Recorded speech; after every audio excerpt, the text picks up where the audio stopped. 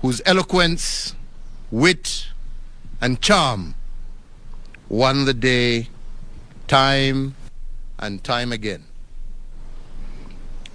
His contributions in the Ministry of Finance and as Vice President saw Kenya's economy grow steadily, fueled by a commodities boom, as well as fiscal and monetary policies that were the backbone of his economic philosophy.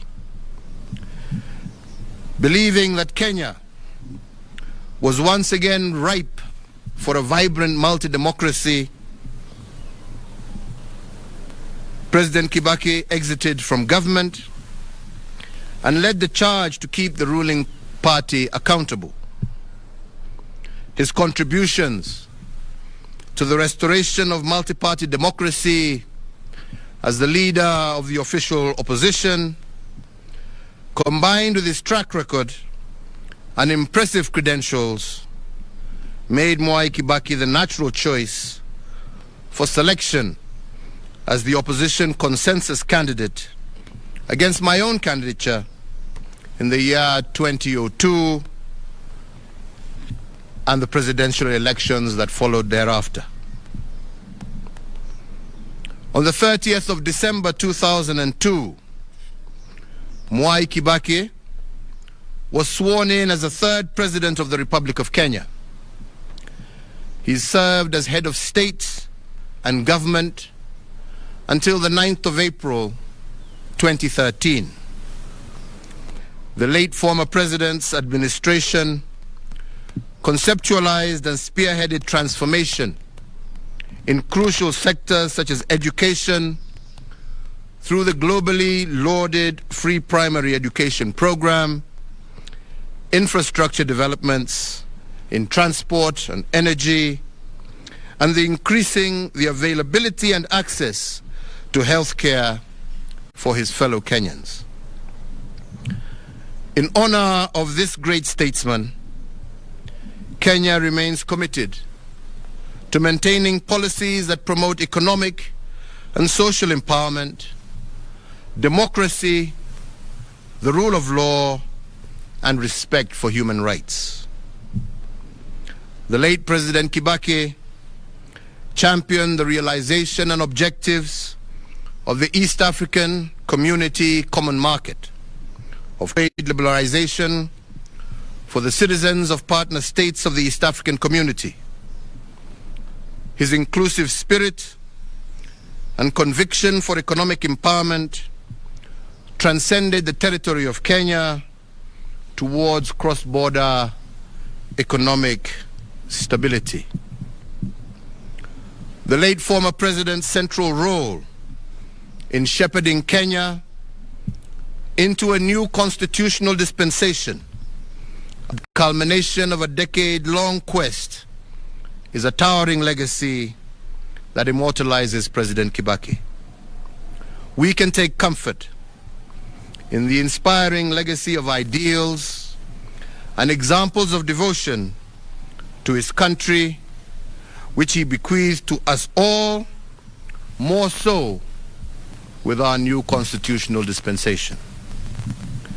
His dedication and love for our country undoubtedly honors Kenya, East Africa, Africa, and in the world.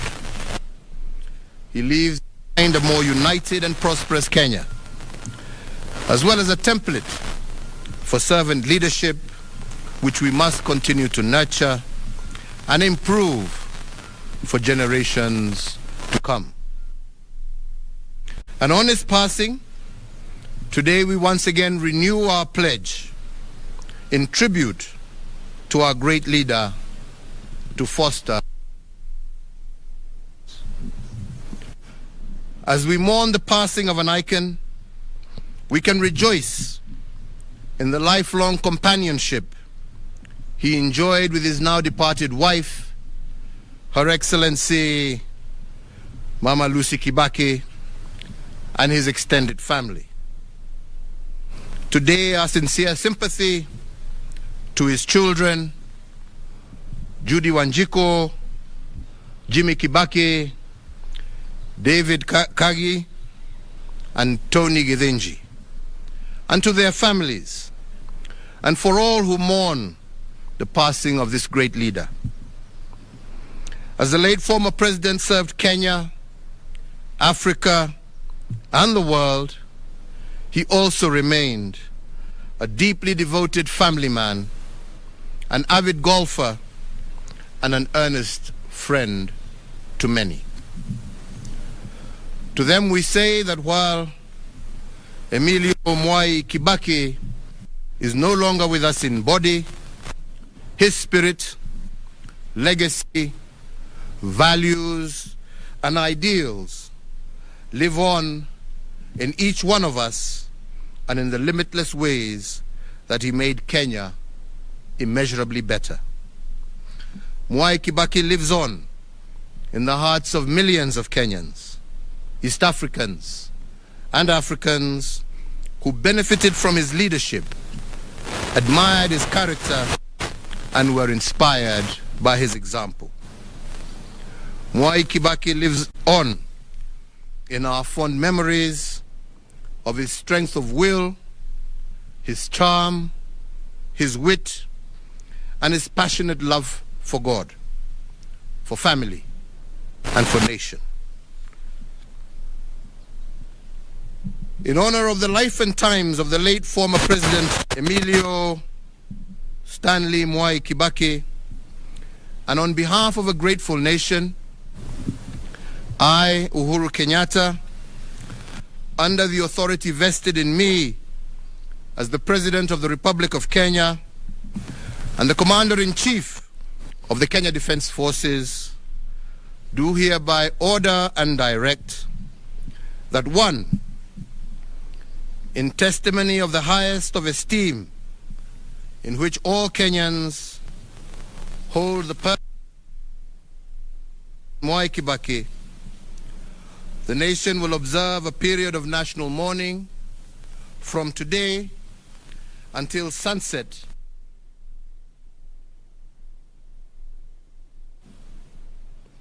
That President Mwai Kibaki shall be accorded a state funeral with full military honors and protocols being rendered and observed. 3, that the flag of the Republic of Kenya shall be flown at half-mast at State House and all Kenyan diplomatic missions, public buildings, public grounds, all military bases, posts, and stations, on all naval vessels of the Republic of Kenya and elsewhere throughout the entire territory of the Republic of Kenya from today until sunset on the day of his internment. And 4, that the President, the Deputy President, the Chief Justice, Cabinet Secretaries, the Speaker of the National Assembly, the Speaker of the Senate, Kenya's diplomats abroad, and whomsoever else is so authorized by law, national flag on their official motorcade from today sunset on the day of his internment. May President Kibaki's family be comforted, may his memory be honored, and may his example be emulated. This issued under the hand and seal of the President at State House, Nairobi, on the 22nd day of April, the year of our Lord, 2022.